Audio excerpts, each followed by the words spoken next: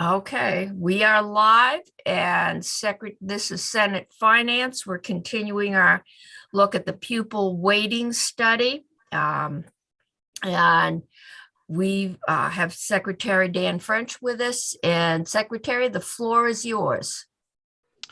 Yeah, good afternoon. It's good to see you, Dan French, Secretary of Education.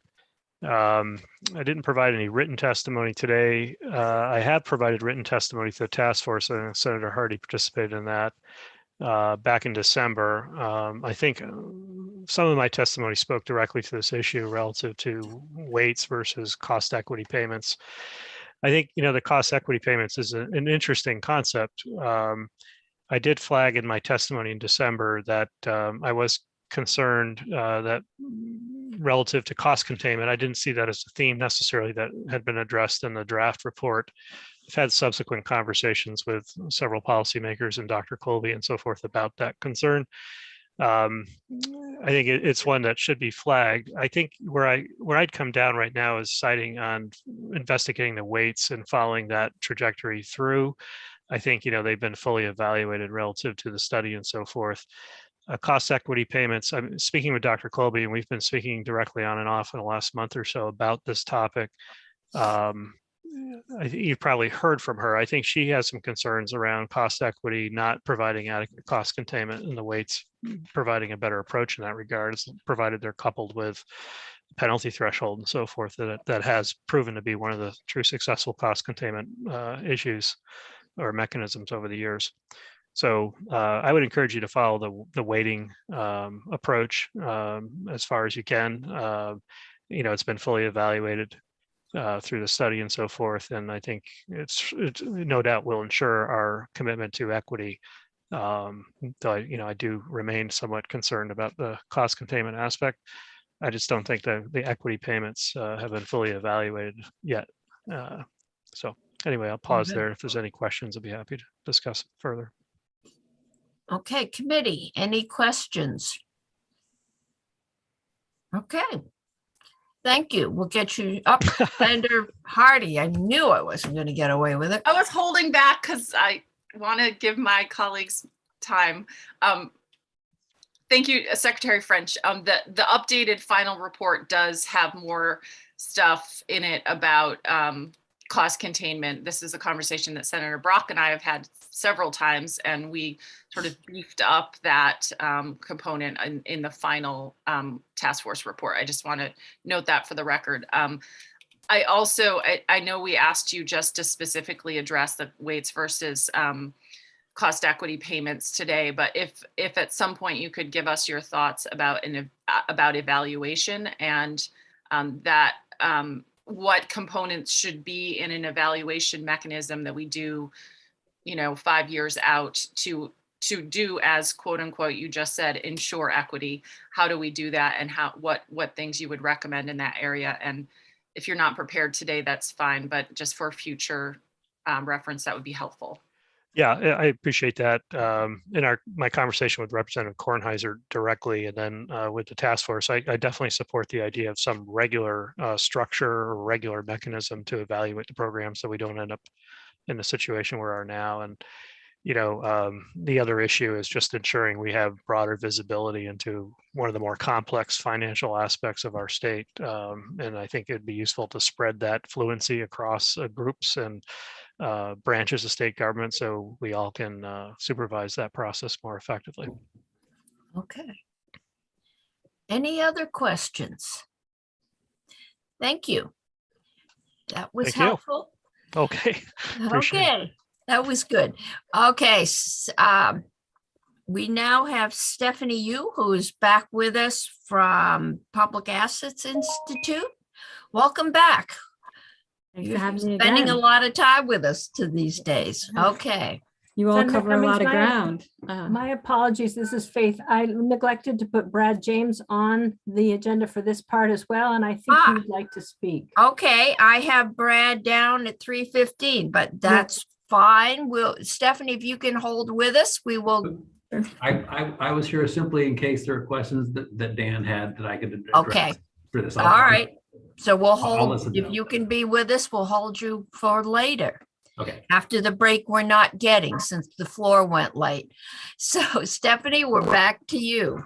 All right, thank you. Thank you, Madam Chair. Everyone, thanks for having me again. Just for the record, my name is Stephanie Yu. I'm the Deputy Director of Public Assets Institute in Montpelier. Given that you all heard the overview of public assets yesterday, I won't do it again, other than to say that in our work on the state budget and economic policy, because Vermont spends 40% of its state dollars on public education funding is a significant part of our work. So, and before I get too into the pupil weighting and cost equity discussion for today, I just want to note that this week on February 5th marks the 25th anniversary of the Vermont Supreme Court decision in the Brigham case. And as you know, that decision in 1997 declared the funding system in place at the time unconstitutional because it relied on local property wealth, which varied significantly from town to town and therefore distributed education dollars inequitably. And the court stated equal opportunity does not allow a system in which educational opportunity is necessarily a function of district wealth.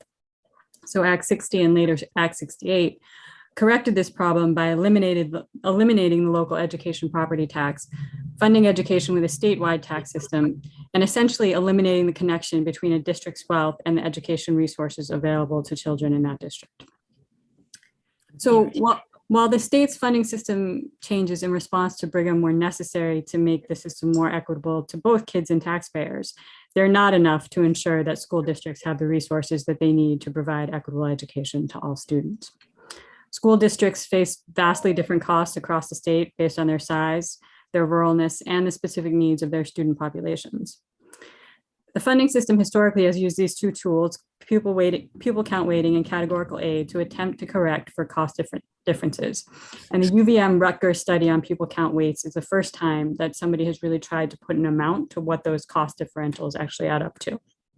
So I want to start by making it clear that we agree that districts with kids facing poverty or learning English or with smaller rural schools need more resources, and that grade level also affects the cost of education, so it's appropriate to adjust for grade level. The weighting study report makes this clear. The needs are not in dispute. So the discussion here is really about what's the best tool to get the resources to the districts that need them.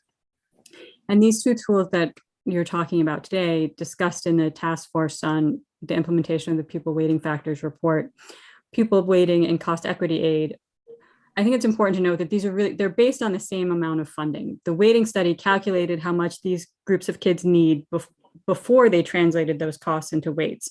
So the cost equity aid structure is based on those same calculated costs. The big difference between these two approaches is how that same amount of funding is distributed.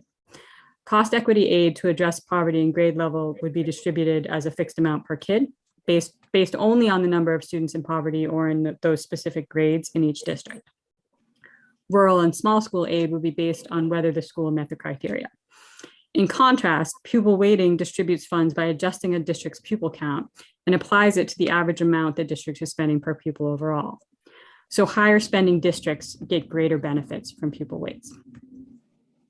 Weighting is essentially a percentage increase. It's like giving raises to employees. You can either give a percentage increase to everyone, or you can give everyone the same dollar amount. And a flat $1,000 is going to help those at the low end of the wage scale more than those at the high end. $1,000 is going to mean a lot more to somebody making $20,000 than somebody making $100,000. Where a 1% raise is worth less to the person making $20,000, be $200, where the $100,000 employee is still getting that $1,000. So while it sounds fair to give everyone the same percentage, in fact, it increases the disparity between the top and the bottom. So that's really how weighting works in our system. The district spending $10,000 per pupil gets much less for each kid in poverty than the district spending $20,000.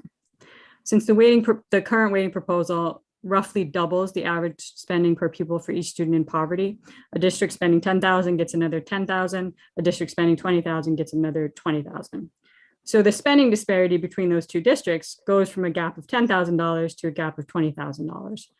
So it doubles the gap between the two districts. And all this is because Vermont has variable spending from district to district. I think one of the strengths of Vermont's unique school funding system is the control that local communities have over their own spending. Our system gives communities equal access to funds regardless of the wealth in their town. and local voters determine their per pupil spending, which in turn determines their tax rates. So this system, while preferable to a more centralized control system, does produce disparities in spending. So when we apply weights, we're applying that percentage increase to different spending amounts and compounding those disparities. This is the critical point that the task force unearthed. In Vermont, weights are worth different amounts in different districts and therefore increase the spending disparity among districts. And this is unique because of Vermont's unique funding system. In other states that use weights, the weights are applied to a fixed amount so they don't have the same effect. And in fact, that was how it worked in Vermont before Act 60. The weights were originally put in place when state aid was based on a fixed amount, and it didn't have the same effect. And no one really looked closely at the weights until the weighting study recommended these dramatic increases, which made this problem much bigger and much more obvious. Cost equity, on the other hand, cost equity aid distributes the same amount per qualifying student to every district, which benefits lower spending districts in the same way that a flat amount raise benefits lower paid employees.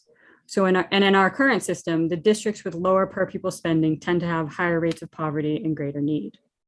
So I think ultimately the goal here is for all Vermont kids to get what they need. And we do that by ensuring that districts can afford the differing costs of their educations.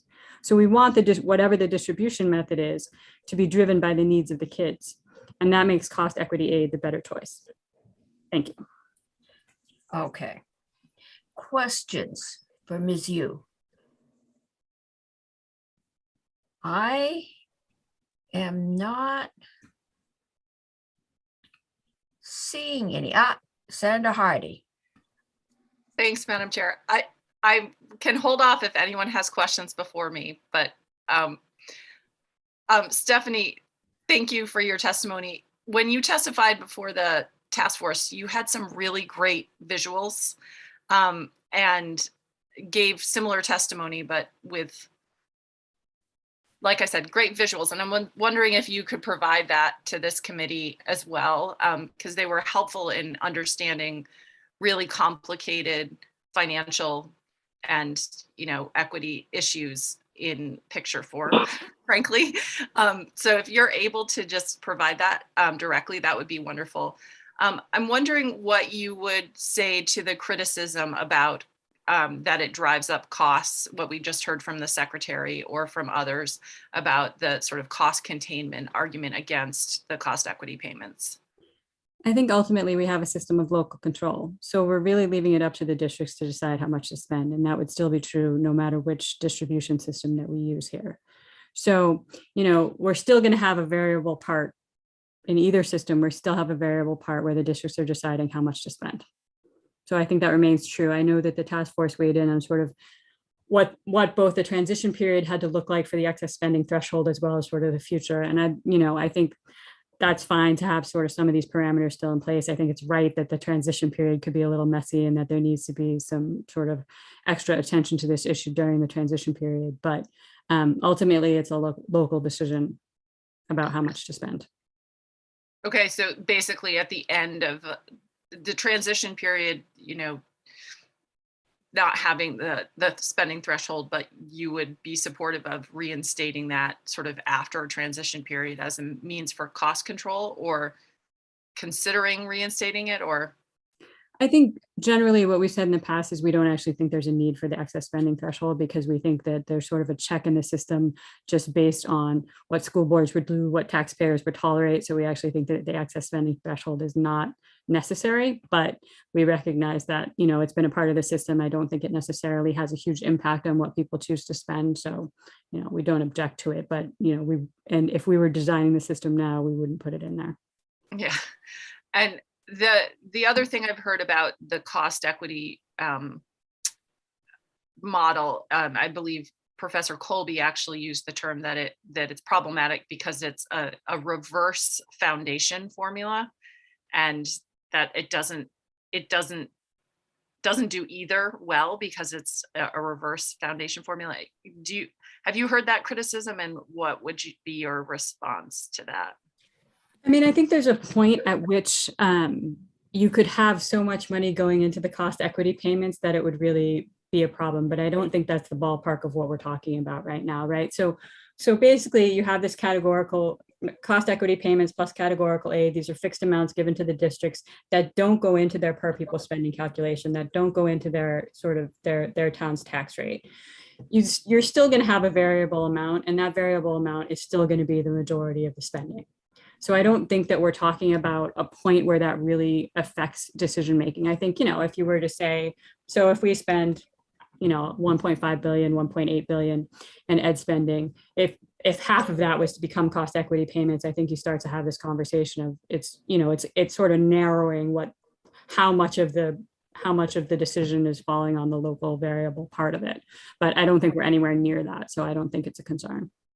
Okay. Yeah, I believe that the analysis done for the task force calculated, and Brad, you might remember, it was around 26% of the spending was attributable to the weights or potential cost to equity payment based on the new level of weights.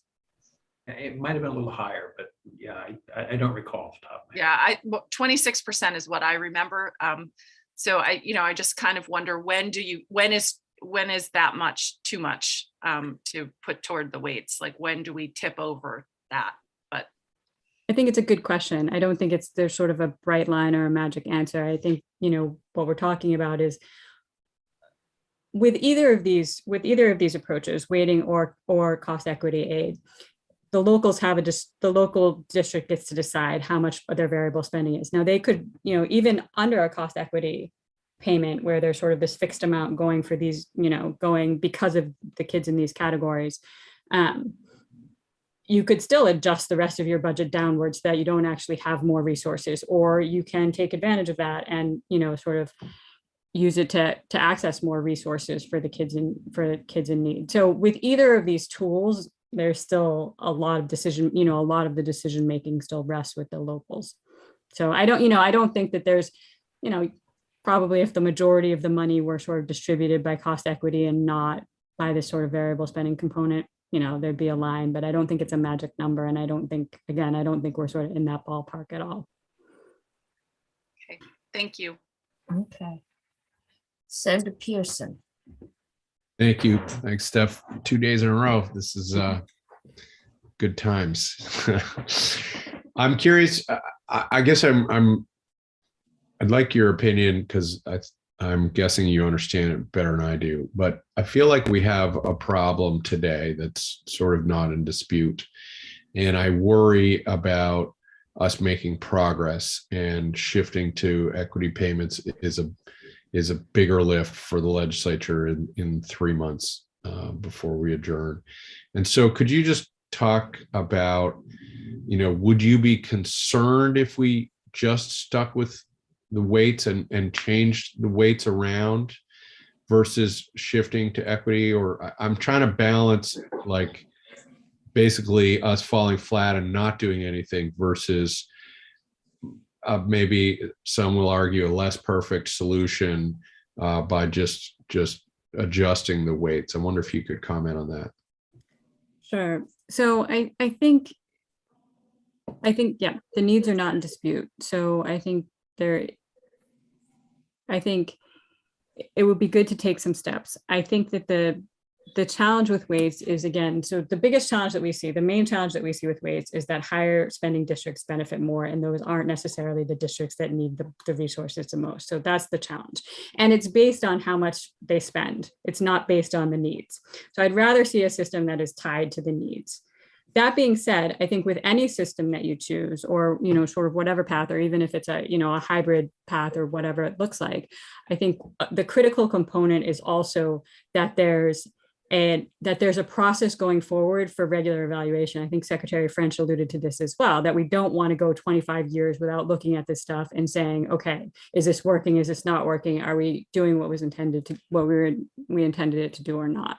And so I do think that the idea of this sort of education fund or education tax advisory committee, I can't remember what the title was that the task force used, but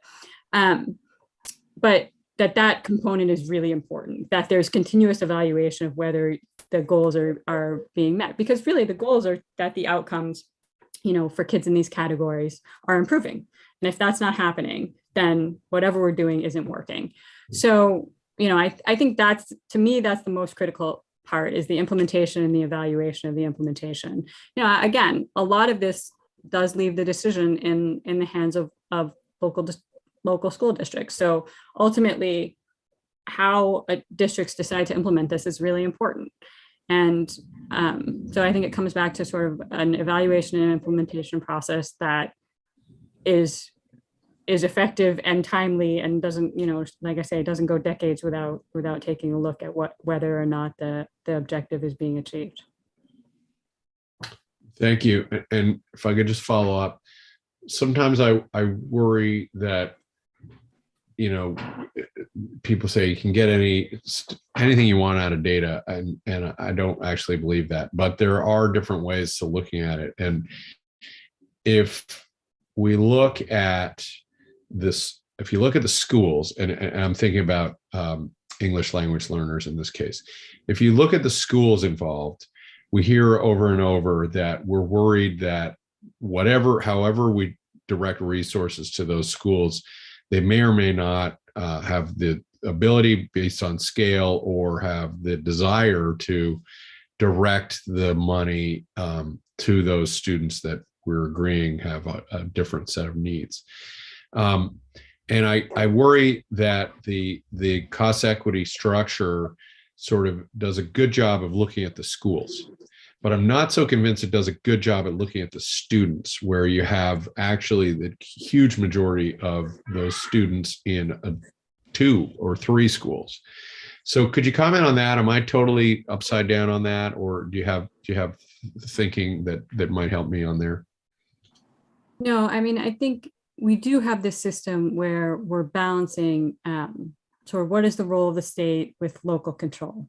And so I think there's always, and I think that's sort of part of the push and pull around how sort of the difference between the tools we've currently used, categorical aid and pupil weighting, and then the proposal of cost equity and weights. And I think with both of these proposals, they're really, the flexibility is really in the hands of schools, right? To decide how to spend that money, and even if you're deciding that the money is going towards kids in poverty, there's a whole range of different things that you could do to support kids in poverty. Or I think English language learners are a little bit, there's some clear services that clear definable services that English language learners are going to need. And so I think that's part of sort of the thinking of, well, this is a definable thing that we can know how much it costs, and we can address it directly. But I think we're always talking about sort of the balance of how much are there sort of guardrails around how the money is spent, and how much is there not. And I think probably what the task force heard from a lot of districts, and what the conversation has been, is that they prefer the dollars to be flexible, because that gives them, the most flexibility in terms of managing how they spend the money. I do think that there is, that there's also a recognition that some districts would be inclined to spend more of the money on certain things. Some districts may be inclined to spend more of it on English language learners. I do think that the English language learner piece, and I think the task force did a good job of pointing this out, I think Dr. Colby has acknowledged this as well, is because they're concentrated in so few districts, and there's a whole bunch of districts that might have 1 or 2 ELL kids, and because they're concentrated, that makes sort of the weighting process and the analysis process less reliable, because they're not getting data from across the whole state. A lot of this data is coming from just these 2 districts when he was getting Burlington, right? So, I think that I think the task force has done as good a job as anybody can of sort of laying out the pros and cons, and the sort of thought process that went into deciding what makes sense for, and how much the state should in fact impose requirements, restrictions on any of this. And I think, again, they're coming back to some of these, and the standards, and thinking, again, coming back to sort of this evaluation idea. How do you know if this is getting the job done in terms of some of these groups? Okay. Other questions? Wow. Okay, we're way ahead of schedule here. So Stephanie, how do we know what the right number is for, if we're going to do an equity payment? How do we decide what the right number is to educate a child? I mean, or a child in poverty? It just, we have urban schools, we have very rural schools. We have families with different attitudes towards the value of education. How, if we're going to give a payment, how do we set that number?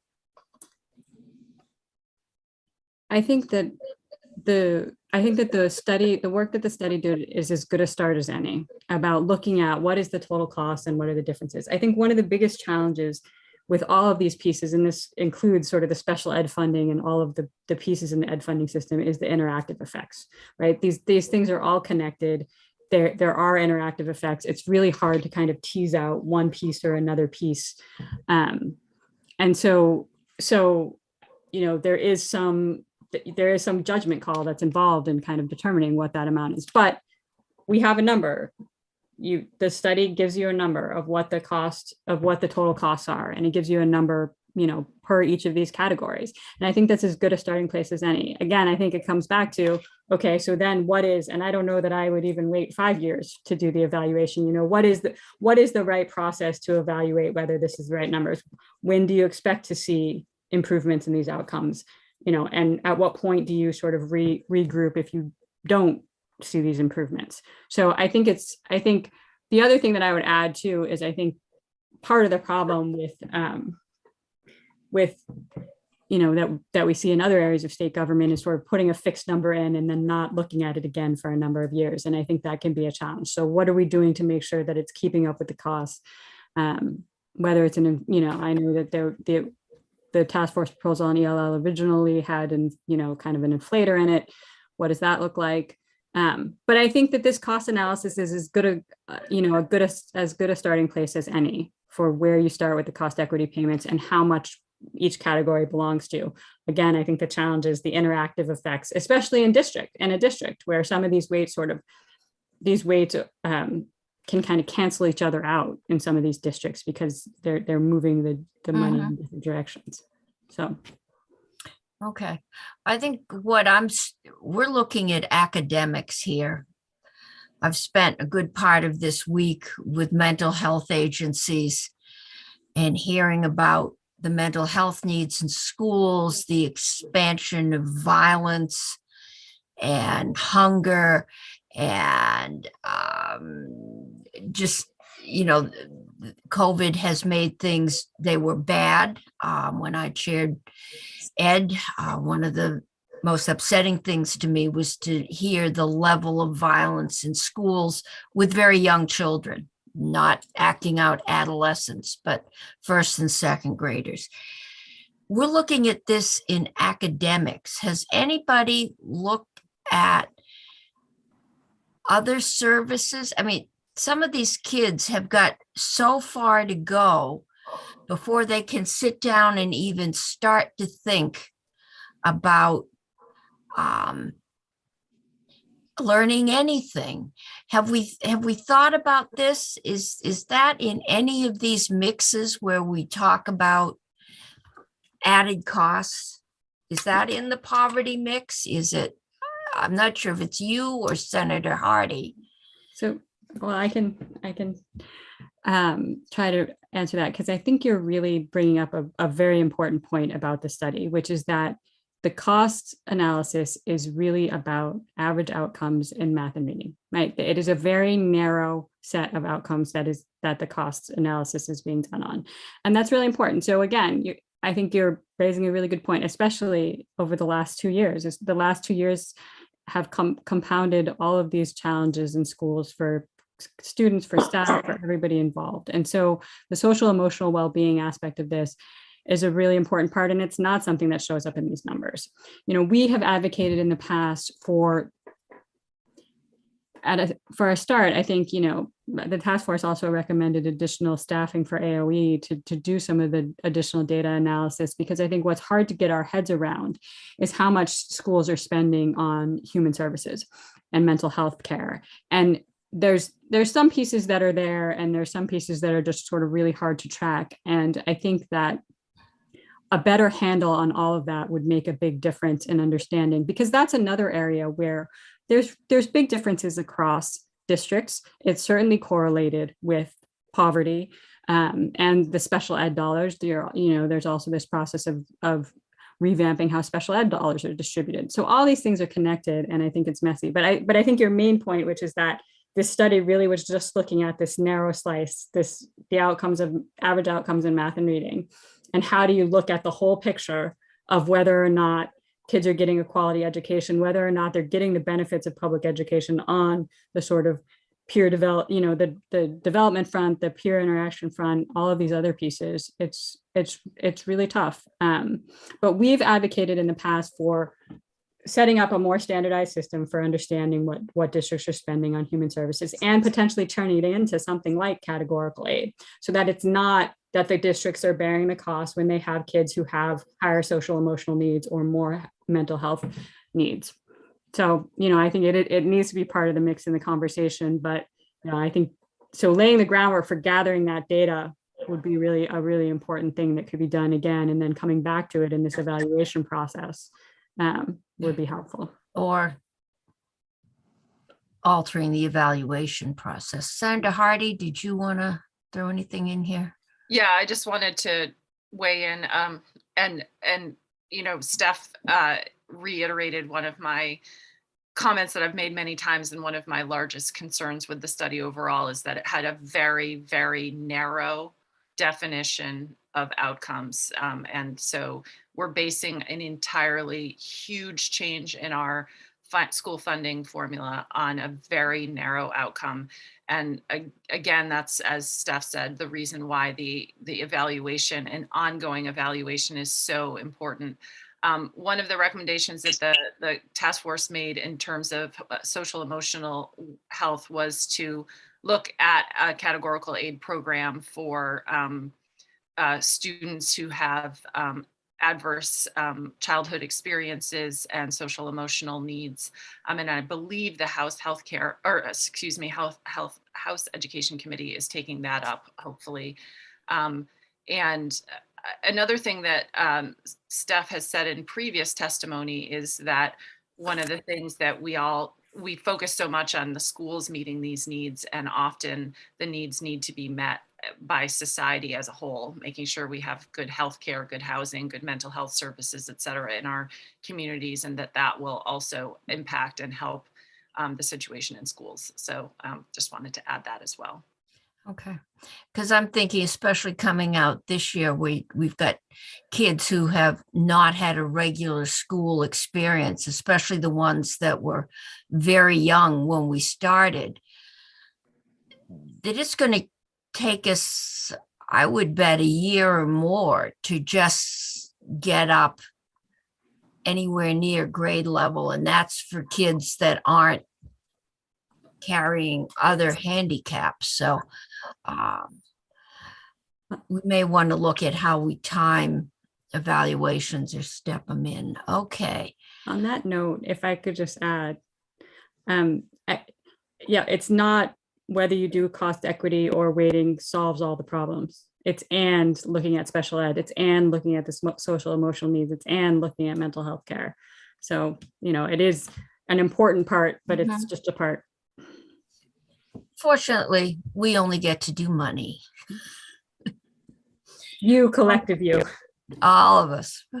Other committees, maybe we get to play with this.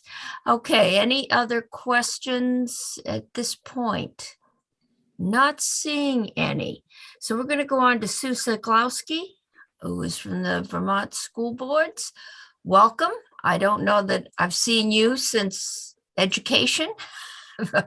Welcome to finance, and the floor is yours. We're trying to get you've heard some of the conversation that's been going on, and we're also trying to just get a feel for what would work for schools? I think we all understand right now that schools are under probably the most stress they've ever been under, and trying to find a way to help, and in trying to help not make things worse. So the floor is yours.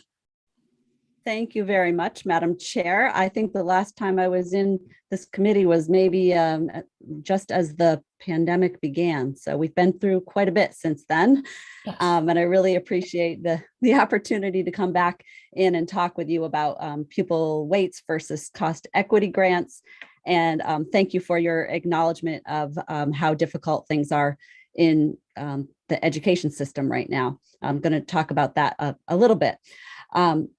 The SBA's position that I'm going to talk about today is based on a resolution that was passed by our members on November 4th, 2021, and then the VSBA board's application of that resolution to the final report of the task force and supporting documentation, including the October 28th memo and the January 11th memo from Dr. Colby et al. To Representative Kornheiser and Senator Hardy. And the position of the SBA is that we support implementation of the weights set out as option 1 in the task force's final report, with the addition of the ELL weight of 2.49 from table 1, model 4 of the October 28th memo. Okay, And we can there are skip over several that reasons- because we aren't doing ELL. So, Right, yes, I just thought I'd put it all okay. in a succinct sentence. We support implementation of the weights for several reasons, and I'll just list them here. And I could send this into you so you could have it as my written testimony as well. The first reason is what you referred to, Madam Chair, which is the conditions currently in our schools are not right for introducing structural change to the education funding system. This particular school year is more challenging and difficult for everyone involved in the education system than the previous 2 years. And that is really saying something, because those years were not by any means easy, but this particular year has been by far the most challenging. And I'm sure you have a good handle on that. And I don't need to, list the many ways that it's been challenging. No, actually, what made this year, this is second year COVID, what makes this year more challenging in general than last year, than a year ago, other than we're still here? Well, one of the things I think that makes that, if to start with, that made it more challenging was that we're no longer in the state of emergency. And so were a lot of things that just were sort of came from the top down and in the state of emergency that everyone then dealt with. And that was helpful at the time. When we came out of the state of emergency, there were many decisions that were left to school boards and school administrators without clear guidance or support from the state at times. And so it's definitely created a lot more decision points, I would say. And we're also in a situation where the longer that this goes on, there's a lot of cumulative effects of stress on everyone involved in the system. And we're having workforce shortages, which means that people are having to fill in various different positions. You've probably seen. I think it was in Montpelier, the superintendent was mowing the lawn. So it's that type of thing that it's been a very long haul and a lot of stress. And now there's a workforce shortage. And I would say in particular for school boards, one of the things that has happened is that there are controversies around mask mandates. There's some school boards are dealing with community sentiment around critical race theory and other type of divisive issues. It's been such a challenging time for school boards that we've really had to develop some unique resources for them to navigate this time. We had a webinar for school boards in November that covered how to structure the public comment period, rules to put in place to meet the requirements of open meeting law, and how to set expectations for decorum at school board meetings, how to de-escalate contentious situations, how to build community consensus. So there's a lot happening that is not civil discourse, and boards are having to handle that. So Okay, so it's not just it's a COVID. long list. Yeah. It is the the present political climate that is not at the same level of civility that it has been, and magnanimously paid school boards are left to deal with it. And I always said that was the worst job in the world, because you didn't get just between people and their money, you got between people, their kids and their money, and you weren't going to make anybody happy. So I understand. Okay, so it's not just the academics, it is the whole public climate that is kind of stomping you while you're down. I mean, you're working to exhaustion, just trying to deal with the remote. And I had one teacher talk about having to drive to the local general store hotspot to teach her remote class. And then this whole thing is added. All right. Yeah, so that's just a snapshot of the challenges that they're going through. And they are familiar with the weights, and the changes made by the task force make the weights easier to understand. So that's one of the reasons that we're advocating for staying with the weights in this particular climate. Another reason is that the recalibrated weights work well within our system of local control to fairly and efficiently adjust for cost differences. They are designed with cost containment in mind. According to Dr. Colby's testimony to your committee last week, if they're calibrated correctly, they put sort of a governor on the top end of spending. And lastly, properly calibrated weights encourage spending by needier districts while disincentivizing overspending by less needy districts. And this may help to narrow the gap between top and bottom spenders in the state. Okay, so that is, I think, the opposite of what we just heard. The data says that if you are a high spending town, you're going to get more money than if you're a low spending town. And you're saying that this really helps the low spending towns. Well, if they're properly calibrated, yes, which they should be now. Yes. Okay. On the other hand, the cost equity approach has several drawbacks from our standpoint. And those are that the cost equity grant amounts are equivalent to the average additional spending needed for each identified cost factor. They're going to either provide too much or too little aid to many districts, not all, but many. The cost equity approach does not appear to support equity despite its name. The average grant amounts will mean that some districts will get more than they need. They will likely spend up to those dollars, which would in turn have the potential to widen the gap between the top and bottom spenders in the state. And that would be the opposite of what we're trying to achieve in terms of equity. The cost equity grants may introduce new administrative inefficiencies into the system. And then the last one is just that there are a lot more unknowns with the cost equity grants. And Dr. Colby, when she spoke with your committee, talked about the design considerations that would need to be addressed. So there would be a lot more, I think, additional work to do to implement the cost equity grants.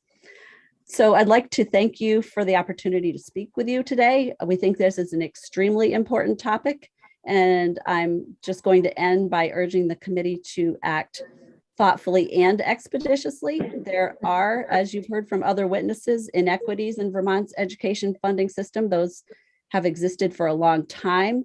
And it's our position that the General Assembly should act this legislative session to implement the recalibrated weights. Thank you. Okay, thank you.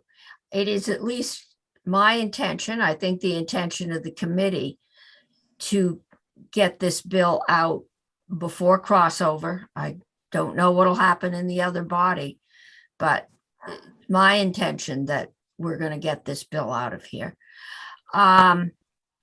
Committee questions? None? Okay. So thank you. That's, Thank you. Committee, we are way ahead of time. We had actually a cancellation from a witness, so you were getting a break. I think we're going to stop timing anything for committee questions, and then you'll all have questions. Maybe Brad James, I think, is here. Maybe we'll take Brad and then we'll take a break. I am here. Brad James. Yes, did you have two parts? The floor is yours, Brad. You don't want to do that. Yes, I had two parts. One of them is this is kind of in response to, and I need to send them to Faith, which I need to do in about 2 seconds. Okay. One of them is they're kind of based on what you and I were talking about, Madam Chair. And one of the things you talked about was kind of why are we in the position we're in? Why are the districts having their equalized pupils go up, down so much? So this is kind of trying to get an explanation of that, to kind of use some samples as to what's happening there.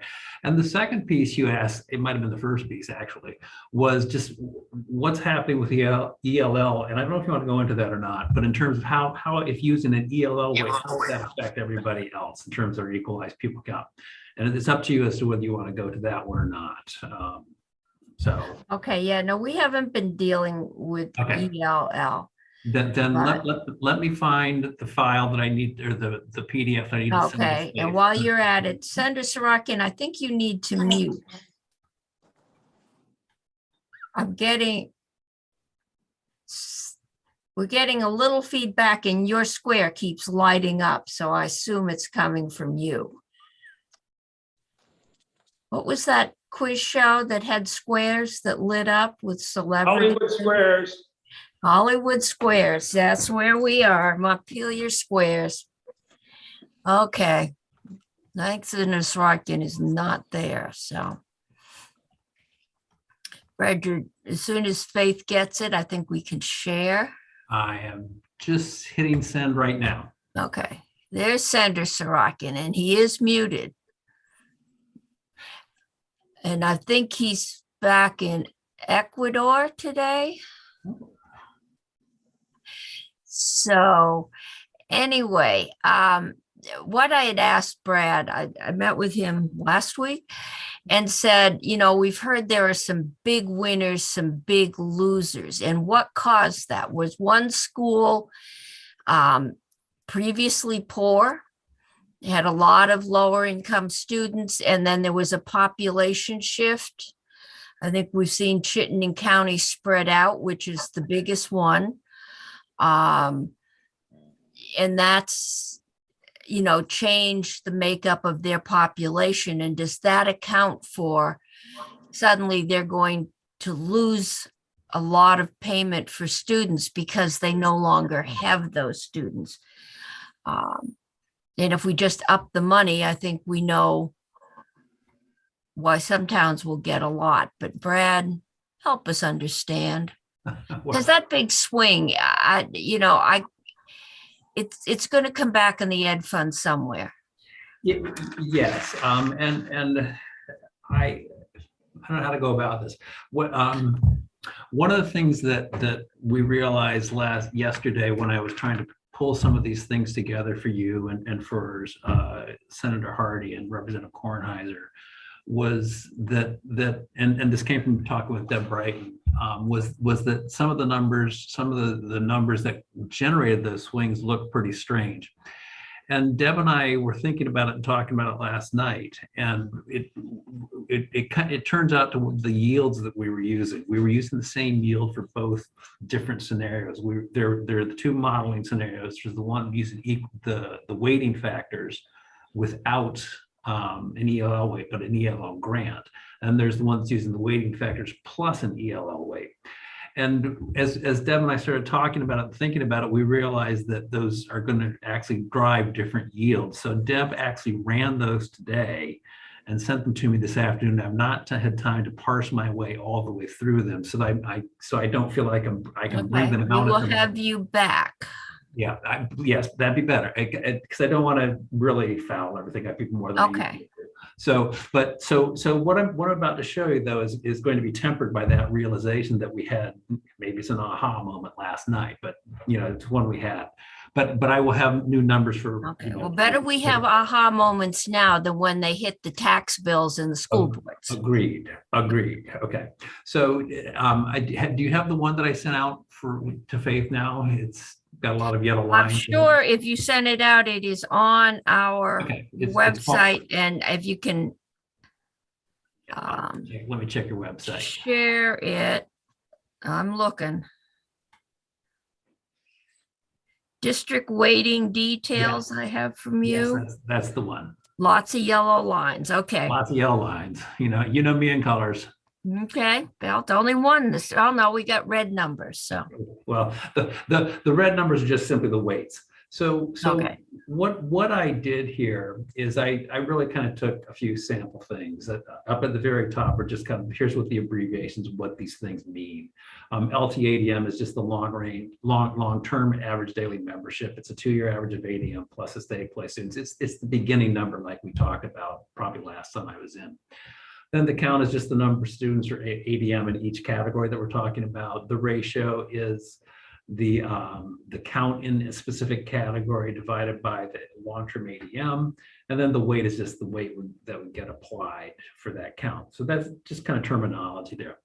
So what you're seeing, what I did is I broke out I broke out the equalized pupil calculation by each weighting category is essentially what I did. And there are 10 of them.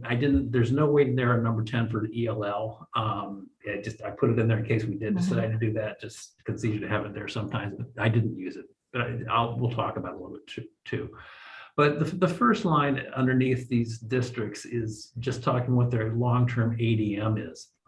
And again, as I said, I picked a couple districts that were, I think, hopefully illustrative of what's going on. I know that the chair was concerned about Champlain Valley. She was concerned about Barry, so I threw those in. I also picked Springfield, Mount Abe, Hartford, and Kingdom East. So the first column that we're looking at here is the state. So this is kind of what everybody gets compared to. And if you recall the equalized pupil calculation discussion we had, the end result is you're comparing all of your averages to the state's averages, and you could go up or down based on your long-term ADM if you are higher or lower. So that's kind of what I'm showing you here, but I'm trying to break it out so people can see the individual parts where people change. So the first number in each of these columns is the count. It's the number of students we're talking about in each category. Okay, so for Triple E, the state has just over 8,600 kids, whereas Champlain Valley has 425. If you divide the state's Triple E pre-K count of 8,600 by its long-term ADM just above it of 87,493, you get a ratio of 9.86. So that's what everybody compares to across the state in terms of pre-K. CVU, Champlain Valley, comes in at just over. So since the Triple E and pre-K weight is negative 0.54, that means they actually lose a few equalized pupils in this case because it's a negative weight. So you're just really kind of comparing. You can see that the first three, Champlain Valley, Berry, and Springfield, are fairly close, so it's not a big impact to them. Mount Abe is lower by a full percentage and a half point, basically. And so that they're probably benefiting from this one because they don't have as many pre-K kids. So kind of looking at it that way. So those are the weights that are being taken away. Triple E's and pre-K is difficult because it's subtraction. But let's go on to the next one, which is the middle grades, the middle school weight. That's grades 6 through 8. And again, for the state now, the ratio is 21.14%. And you can see that CVU is right about at the exact same place. It's at 21.20. So there's really virtually no difference. So they pick up some kids there. Is that going to really impact their count? Not really, because they're right at the state average. They're going to be kind of right at that 1 point. If we drop down to secondary, the ratio for the state is 28.4. And for CVU, it's 30. So that's quite a bit higher. So that will actually help push their count up over when all is said and done. But remember, these weights are going to start working in conjunction with each other or against each other, maybe. We then jump down to the economically disadvantaged kids. The state's average is 35.56, so almost 35.6. CVU is at 12.9. Okay, they're significantly lower. They're getting a weight for it, but it's significantly lower than the average for the state. And so what that means is when all is said and done, is that that's not going to help them out. It's going to actually probably drop them down some. And then you get all these blank spaces down here. You got the 3 poverty weights. They don't get anything because they're not a sparse district. Then you have small schools in sparse districts. So by definition, they don't get it. They don't have small schools anyway. So that doesn't help them any at all. Okay, they're getting nothing, whereas other people in the state are getting things. When you jump down, there we go. We're skipping number 10, which is a fetal as a weight. And then it's kind of a summary at the bottom. The long-term weighted average weights that are being averaged for CVU, they're getting an additional 5,397 kids, okay? If you jump down to what I have listed as A, B, C, D, E, and F, those are kind of the summaries, all right? So A is the long-term ADM where we started out with. That was the very top number. So in CVU's case, it's just over 4,200. The weights that got added are 1,155. So that's how many weights we added in there from. They lost on pre-K, they got some in middle grade, they got some in secondary, they got some from poverty, and I think that was all they got. They got nothing else. So they're getting just over 1,100 weights. So when you add those up, that's that 5,397 number, the long-term weighted ADM. Then you multiply by the equalization ratio. We're not going to go through that again, but that just normalizes everything. And so they come out with an equalized pupil, line E, of 3,400, just over 3,400, but they started out with 4,200. Okay, and again, this is what's happening. This is the not so intuitive part of the equalized pupil calculation. Is they're losing equalized pupils because they don't have kids in certain weights, and in poverty they were way below the state average. So that's why they're dropping a significant number of kids. When you subtract the equalized pupil count of just over 3,400 from line A of 4,200, their long-term ADM, they're dropping. Their equalized pupil count is over 800 less than where they started out, and that's because they were right at the averages for most things, and that most weights that they had, but then in poverty they were below, and they didn't have anything for a number of things. So that's what's happening. So what that does, that drop in equalized pupils pushes their spending per pupil up in the calculation. That's kind of what's happening here. We'll go through more in a little bit. But I know that's a lot of numbers. I know that I probably went through it too quickly. Unfortunately, I understand it well, so I do tend to go too quickly. But let's stop on that before we talk anybody else and kind of just parse through CVU. But Okay, and those bottom numbers are students, not dollars, not yes, I'm millions yes, or thousands of dollars. I have a bad habit of not using dollar signs when it's dollars. You are correct, Madam Chair. Okay, so these are all students here. These are all student counts. So Champlain Valley has lost 806 807 students. Yep. Barry's lost 92. Yep. Who's up at the top here? Springfield has picked up 107. So the next one, Hartford? No, Mount Abe's. Okay. But attached to that is the state payment, right? So they're going to lose, what are we paying now per student? Well, we really don't pay per student. It kind of looks like we do, but we really don't. We really pay whatever the school district's education spending is. That's what we're really doing. And then we're using the equalized pupils after that to calculate the tax rate to raise that money. That's what we're really doing. Okay, so this doesn't, Okay, we pay them what they budget. Yes. And then we divide it by their equalized number of students, more or less, and get their tax rate. So if they gain tax rates, it comes down to their spending less per real student Correct. than if they gain students, Yes. they're going to get a higher tax rate or a lower? A No, lower they tax gain rate. students, they're going to get So lower let because me try. you're Let me try. taking your total budget and you're dividing it by more students than they actually That's right. have. That's right. If you lose students, you're dividing it by less students than you actually have. So the cost per student is higher, and that gives you a higher tax rate. That's correct.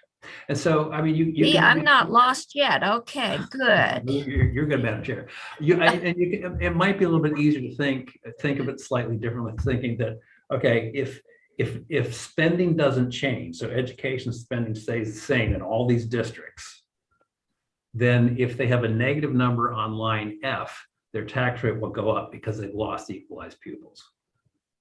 So what we're not taking into account in all these scenarios is what people will do. That's what we're not doing. Well, no.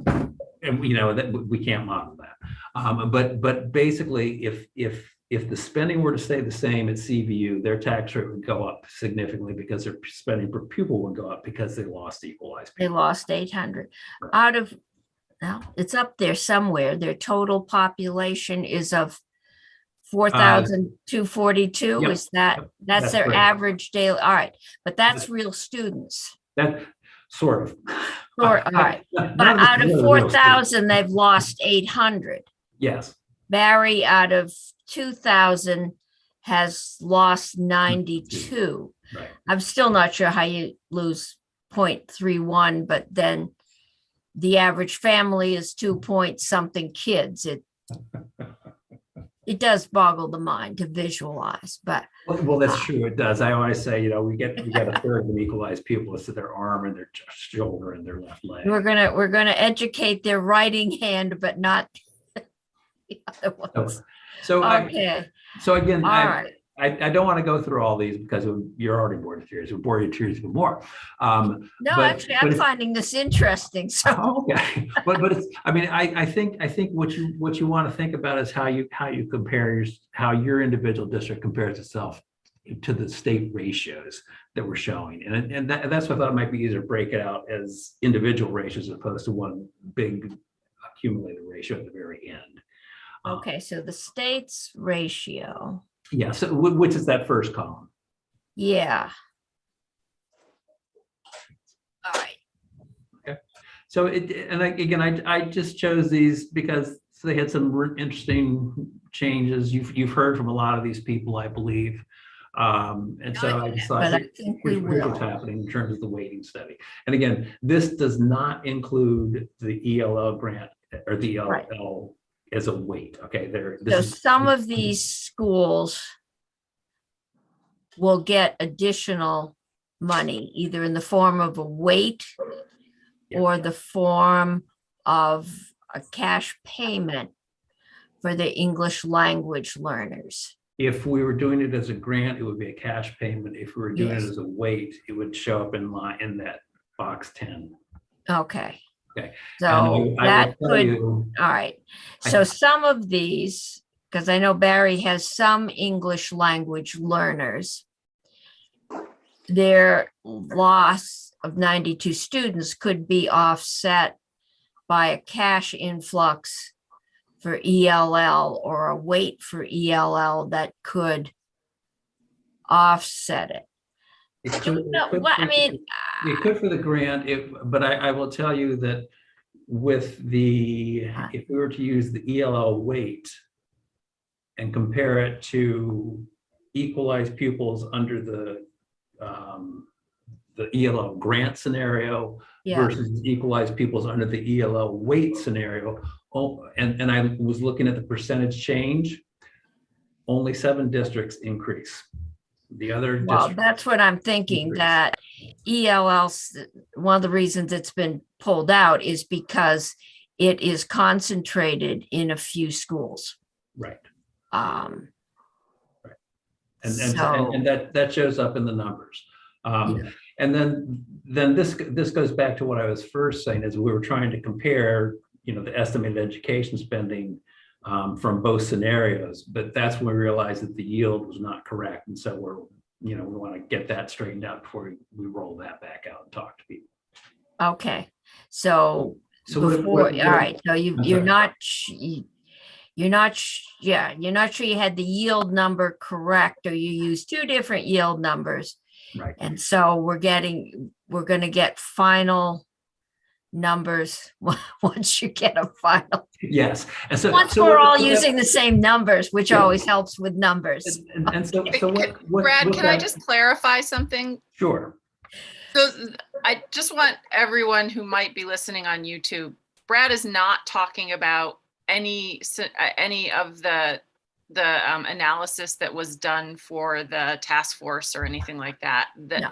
He's talking about something he's been working on over the last couple of days that has not Right. been made public right. yet. The So task nobody's force- seen it and it hasn't been released. It's just there's some things that need to get fixed before it can be public. So it's just Yeah. And I just think- want people not to think that there were some errors in the no, in the previous- task force, I think what I asked for was an explanation. So, because we've heard some schools are going to lose a lot of revenue, or their tax rate, the potential to raise the same amount of money, their tax rate will be much higher because of these changes. And I asked for an explanation if we're just changing what happened to a school district. I think we can understand if we raise the amount of money that goes into the weight or the weighting,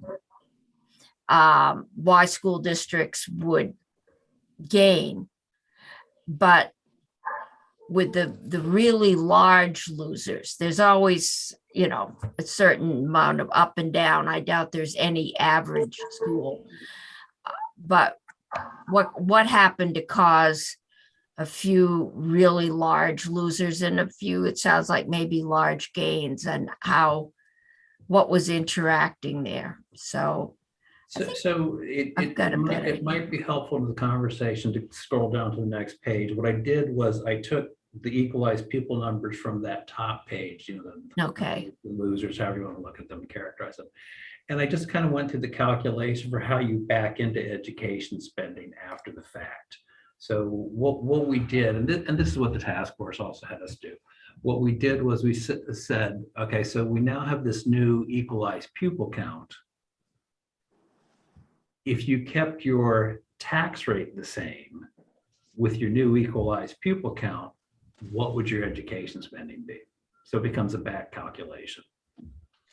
And so what we used was what at that point was a new yield. These yields are now going to change based on the work Deb and I have been doing, but these yields show you what happened before. So if folks are on that second page at this point, the first line is just simply, here's the formula. When you back into education spending, again, we're now my geek world. When you back into education spending, you take at a constant tax rate, you take the FY20 rate, because we're using FY20 numbers. You take the FY20 rate, you multiply it by the new equalized pupil count, and you multiply it by the property yield, and that's your estimated education spending. And then because we're talking about the ELL as a grant, we had backed that out of education spending for the calculation, we add it back in. So that's kind of an apples to apples comparison.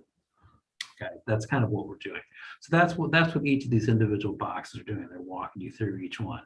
So the first one, I'll just go through the first one. You can look at the other ones yourselves, or we can talk about them. The first one is Champlain Valley, and their FY20 rate was $1.48.5. Okay, the yield that we used was 11,127. Their new equalized pupil count was 3,435.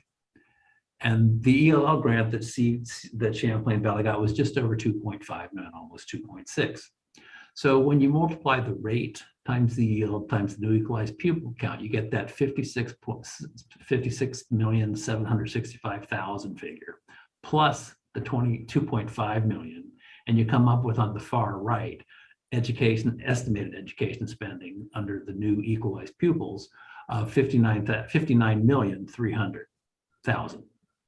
And the FY20 spending was just below that. It was 66,500,000. So the difference is a decrease, I should say, not a loss, a decrease of $7.2 million. And that's the number that people are seeing. Okay, it's based on these calculations. And again, as I said earlier, these are estimates. This is what would happen if nothing else changed. So you spent the same amount last year as you did, or this year as you did last year. You had the same tax with the new weights and the ELL grant. We're assuming all of those go through. Yep. That this would be okay. Yep. And so you can see that, and you know this because CVU lost a lot of kids. They lost their education spending off. If you look down at Berry lost, was it 90 kids or something like that? I think. Yep. Something like that. But all in all, in this scenario, Berry actually comes out ahead by $145,000. Okay. And that's, that has to do with their tax rate. It has to do with their ELL grants. It all gets very difficult to parse out to really explain clearly. Yeah, actually, they picked up an ELL grants about what they. Yeah. And I know that has been a settlement center for refugees. So at least in the past, so they would have some ELLs. And you have to remember the numbers we're looking at are FY20 numbers. So we've missed a whole lot of things that are happening now. And that is that is the unified school district. So it does pull in Barry Town, it does, which tends to be somewhat wealthier than Barry City. That's great. I will say that's a good point, Madam Chair. What I did do, even though these were FY20 data, I did move everything as to how they looked in FY22 in our current year. Okay. So that we had the right governance structures to what's going on. Yeah. So, but this is all FY20 data. And that's kind of what I just wanted to show you. Just again, it's difficult to figure out a way to show this clearly because it's not clear. I mean, it's education spending or finance. My job. It's not clear. So, I'm trying to break it out into parts that people can, kind of look at one individual part, then kind of start adding them together. When you start really looking at the whole thing as a whole, it really does get confusing. But in general, the wealthier, more rural districts do seem to be doing better than some of what would traditionally be considered wealthier towns. I would have to look at that. I don't know off the top. Well, I'm looking at Hartford and Springfield. Just public image. Springfield has been struggling for a long time. Mm-hmm. Hartford is near Dartmouth. So just general kind of impression as to a wealthier versus a less wealthy town. And Springfield got a large boost in their pupil count because they're high poverty percentage. Yes. Yeah, well, that's what I would assume. Okay, so committee, we're up to 3:00. Brad, you have a second segment you can go. Is this your entire presentation? Or do you have this was it. The only other thing we had talked and we just touched on was what happens with the ELL students when you add them in, how it shifts where the equalized pupils go by percentage change. But if we don't want to talk about it, that's fine.